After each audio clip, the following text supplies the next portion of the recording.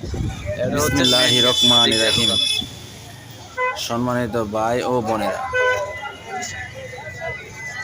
কৌতুক বন্ধ করব যৌতুক এই স্লোগানের উপরে নির্ভর করে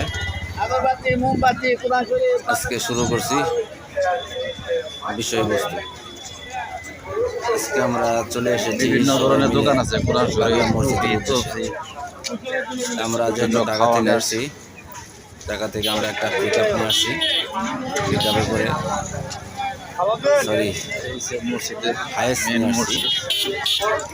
হায়েস গাড়িটা ভিতরে পার্কিং আছে, ওখানে রেখে আসছি। রাখার পরে এখান থেকে আমরা ঘোরাফেরা করতেছি। ঘোরাফেরা করে আসলে চতুর্থ সাইডে দেখার চেষ্টা করতেছি। এখানে অনেক লোক আসে। আমরা গত বছর আসছিলাম, গত বছরের তুলনায় এবার যা দেখতেছি ডাবল লোক আসছে। এগুলি হয়েছে ওই মসজিদের সম্মুখে যে চিত্রগুলি, মসজিদের সম্মুখে চিত্র। বিভিন্ন জায়গা থেকে লোক আসতেছে, হাইটে আসতেছে, গাড়িতে আসতেছে।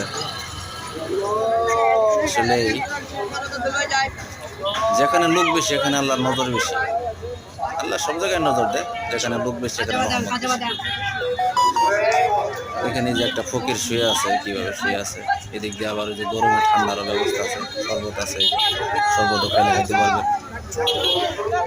শাড়ি গরিব আছে, শাড়ি জিনিসপাতি আছে, যে বিভিন্ন ফকির সারি সারি বসে রয়েছে।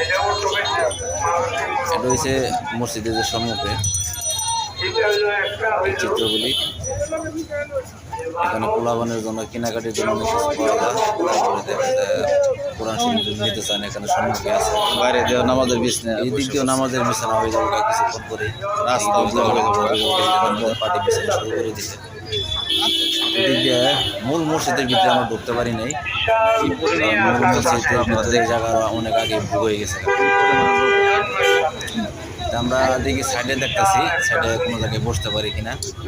আমি আর আমার ছেলের সাথে আরেকটা গেট, আর সবাই অন্যদিকে চলে গেছে, পার্কিং এর গেট চলে গেছে। আমরা যে সাইডে এদিক দিয়ে যাইতেছি,